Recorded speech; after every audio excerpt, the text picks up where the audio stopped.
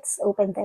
Hi everyone! So for today's video, I decided to open the packages behind me. So yung iba dito, bigay sa akin ng mga brands, and then yung iba naman dito ay pinurchase ko, and then yung iba naman dito ay Christmas gift sa akin from her. So, let's begin. So, mag-umpisa na tayo doon sa mga maliliit muna. Ito, this one is from my colleague. Ooh, keychain, yes. So, sa word kasi ang tawag nila sa akin is Miss O, kaya yung keychain ko ay letter O.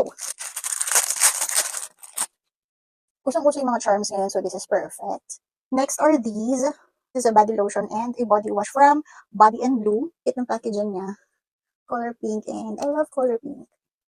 Perfect ito pang travel. Ito ay galing sa dati kong manager. So this one is another keychain. Yes, kilalang kilala niya ako sa I really love. Ang cute niya, oh. Dito niya ba? Super cute. May blouse siya, so malayo pa lang naririnig na ako. Then, she also gifted me itong gel pen stylo gel. Color pink and gold naman yung kanyang packaging. Mahilig kasi ako magsulat. So, this is perfect for me. Thank you. Ito naman is galing din sa aking kasama sa work. Galing yata siya sa Boracay. Ayan, binigyan niya ako ng coin purse. So, yung mga nakakapayat. Umpisahan muna natin dito. So, ito is yung Trapa Intenso Con Leche Milk Chocolate. Ayan. So, this one is from Miss Jen sa office din. Sabi nila, masarap daw itong chocolate na to. Let me know kung natikman nyo na to. Masarap daw to eh. And then, Pepero. And then, yung favorite ko na biscuit, this one is the Biscoff. Thank you so much. Another na pampakayat.